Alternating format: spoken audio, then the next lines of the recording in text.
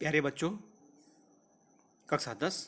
आज हम आपको समझेंगे फिर पुनः मानव में उत्सर्जन तंत्र।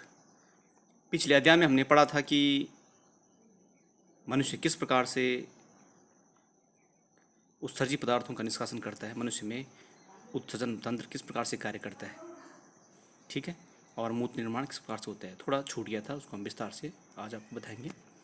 नंबर 1 देखिए आप, ये एक जोड़ी ब्रेक होते हैं मानव शरीर की अगर हम बात करें तो एक जोड़ी ब्रेक, और ये मूत्र वाहिनियाँ एक जोड़ी, ये मूत्राशय, ठीक है। तो ब्रेक क्या करती है, यहाँ मूत्र बनता है और यहाँ से मूत्राशय में जमा होता रहता है, ठीक है।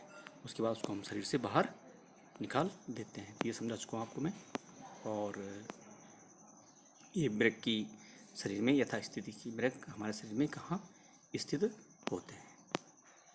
ये ब्रेक के इमेज हैं सब, जिनके बारे में आपको मैं समझा चुका हूँ। सब ब्रेक की इमेज जो छूट गया थोड़ा, उसको मैं आप समझाता हूँ आपको। यहाँ पे ये थोड़ा छूट गया था, इसको समझ लेते हैं। यहाँ पे मैंने आपको समझाया था कि ये आपको जो रेड ब्लड दिख रहा होगा, ये क्या है सब, इसको बोलते हैं हम रीनल आर्टरी, या इसको हम बोलते हैं ब्रेक धमनी। ये क्या करती है, ये उत्सर्जी पदार्थों से युक्त रुधिर को कहाँ लाती है, ब्रेक में लाती है, ठीक है। यहाँ पे लाती है, इसको हम बोलते हैं केशिका गुच्छ बोलते हैं इसको हम, या ग्लोमेरुलस इसको हम बोलते हैं, यहाँ लाती है। और इसके बाहर ये जो कप जैसी संरचना जो बनी हुई है, इसको हम बोलते हैं बोमेन कैप्सूल बोलते हैं, ठीक है। तो यहाँ लाने का काम कौन करता है, इसको हम ब्रेक धमनी, ठीक है। वो जो शरीर में उत्सर्जित पदार्थ बनते हैं उनको कहाँ लाती है, यहाँ पे केशिका गुच्छ में लाने का काम करती हैं, ठीक है। तो ये काम है धमनियों का। उसके बाद ये केशिका गुच्छ जो होता है, यहाँ पे ये केशिका गुच्छ जो है, यहाँ पे रक्त से जो हानिकारक पदार्थ हैं वो अलग हो जाते हैं, और वो रक्त कहाँ चला जाता है, फिर यहाँ से चला जाता है रक्त वापस कहाँ, सिराओं में वापस चला जाता है, ठीक है। इसके अलावा जब मूत्र, ये सब मूत्र बनने की प्रक्रिया है, जो येलो आपको दिख रहा होगा, मूत्र का रंग कैसा होता है, येलो होता है, तो येलो दिखा रखा है यहाँ पे सब। ये क्या है, मूत्र, ये संग्राहक नलिका है। संग्राहक नलिका मतलब कलेक्टिंग ट्यूब बोलते हैं इसको, अर्थात जो क्या करती है, मूत्र का संग्रह करती हैं, तो इसको हम बोलते हैं संग्राहक नलिका बोलते हैं। संग्राहक नलिका यानी मूत्र को कलेक्ट करने वाली या एकत्र करने वाली नलिका, इसको हम बोलते हैं इस वाले को। तो सिंपल है, मूत्र यहाँ पे चलने का काम कहाँ होता है, ग्लोमेरुलस, जो कि कोशिकाओं का एक गुच्छ होता है, इसको हम कोशिका गुच्छ बोलते हैं, ठीक है। उसके बाद इसके अलावा जो चीज़ छूट जाती है यूरिन में या मूत्र में, उनका पुनः अवशोषण इन 3 जगह हो जाता है, ठीक है। यानी जैसे मूत्र में जो अनावश्यक पानी है, कुछ लाभकारी पदार्थ जैसे सोडियम आयन, लवण, ग्लूकोज, अन्य लाभकारी पदार्थ हैं, उनका पुनः अवशोषण होता है, और उसके बाद मूत्र संग्रह नलिका में चला जाता है। ओके, आगे देखिए। उसके बाद यहाँ पे देखिए, यहाँ पे उसके बाद मूत्राशय में इकट्ठा हो जाता है, जिसको हम शरीर से बाहर निकाल देते हैं, ठीक है। और यहाँ पे ये दिखा है ब्लड विदाउट वेस्ट, अर्थात इसको ब्लू दिखा रखा है क्योंकि इसमें क्या होती है, CO2 होती है इसमें, लेकिन और वेस्टेज कुछ नहीं होता। यानी जो उत्सर्जी पदार्थ होते हैं वो किस में होते हैं, ब्लड विद वेस्ट, यानी इसको हम बोलते हैं आर्टरी। धमनियों में क्या होता है, जो भोजन के आक्सीकरण से यानी जो जैविक क्रियाएं होती हैं उनसे जो उत्सर्जी पदार्थ बनते हैं, वे उनको ब्रेक में लाने का काम, यहाँ तक लाने का काम कौन करता है, आर्टरी करती है। अर्थात किसका गुच्छ तक लाने का काम आर्टरी करती है। किस, ये क्या है, एक वृकाणु की हम बात कर, नेफ्रॉन की बात कर रहे हैं। इस प्रकार से कई नेफ्रॉन या कई वृकाणु क्या करते हैं, किडनी का निर्माण करते हैं। यानी नेफ्रॉन को हम क्या कह सकते हैं, ब्रेक की क्रियात्मक एवं सृजनात्मक इकाई कह सकते हैं, किसको, नेफ्रॉन को। तो इस क्लियर हो गए होंगे आप, ठीक है। एक और चीज़ में छूट गई, और वो है ये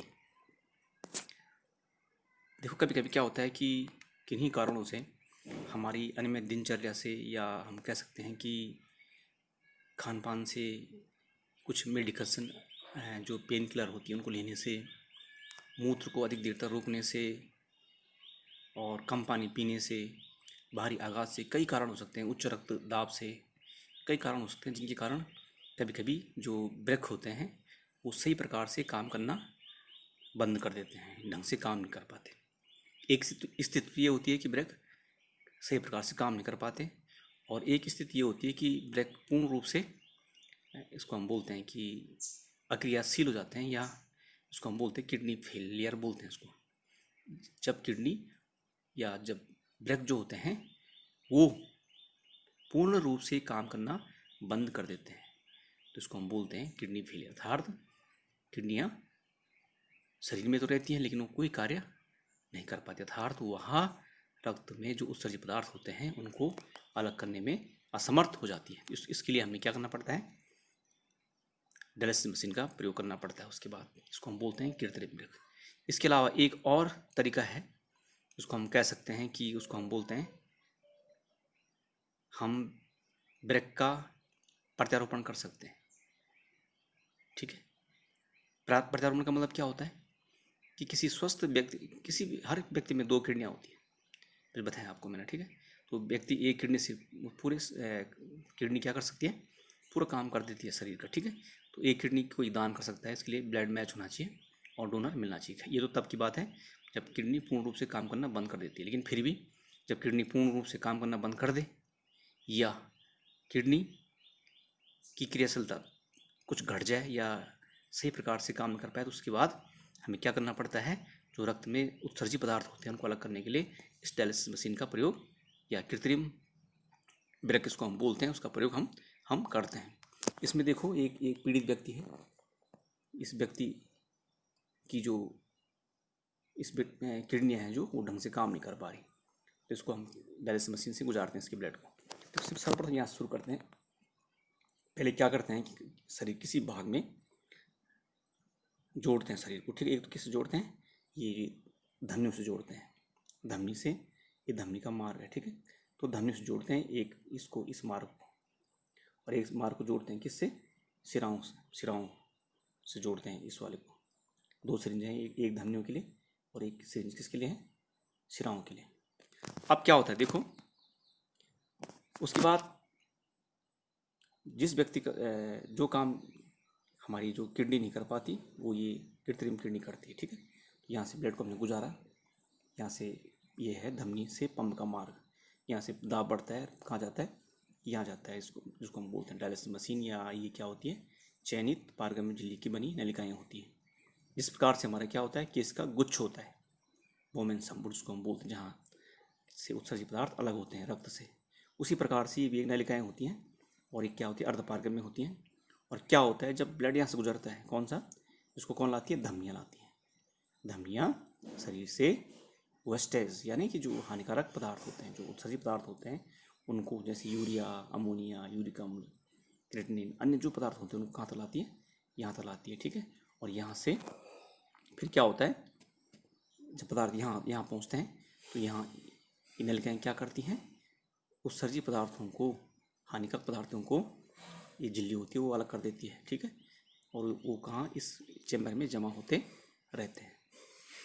जो ब्लड शुद्ध हो जाता है, अर्थात जिससे उत्सर्जित पदार्थ अलग हो जाते हैं, वो ब्लड इसमें चैम्बर में जमा होता है, और साथ साथ यहाँ से वापस जाता है, किसके द्वारा, सिराओं के द्वारा शरीर में वापस चला जाता है। एक मार्ग से ब्लड इस डायलिसिस मशीन में आ रहा है, यहाँ पे शुद्ध हो रहा है, यहाँ पे उसका फिल्ट्रेशन हो रहा है, और फिर वापस यहाँ से सिराओं के माध्यम से वापस धमनियों के माध्यम से आ रहा है। धमनियाँ क्या करें, उसको ला रही हैं यहाँ तक, और सिराएँ उसको वापस ले जा रही हैं शरीर में।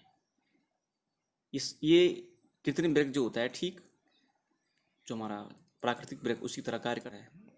ब्लड होता है या जो हानिकारक पदार्थ होते हैं उनका डबल फिल्ट्रेशन इसमें नहीं हो पाता, उसको हम बोलते हैं दोहरा निस्पंदन नहीं हो पाता इनमें। ठीक है, जबकि जो हमारी प्राकृतिक जो किडनी होती है उसमें क्या होता है, दोहरा निस्पंदन उसको हम बोलते हैं। ठीक है, डबल फिल्ट्रेशन होता है जो उसमें नहीं हो पाता। यही कृत्रिम मृग। कोई भी समस्या होने पर आप पूछ सकते हैं, ठीक है। आपको कहीं समझ में नहीं आया, इस वीडियो को बार बार देखिए, कहीं पे त्रुटि होगी या उसके लिए हम क्षमा प्रार्थी हैं। और कुछ भी समस्या होने पर आप हमसे पूछ सकते हैं। Okay, thanks.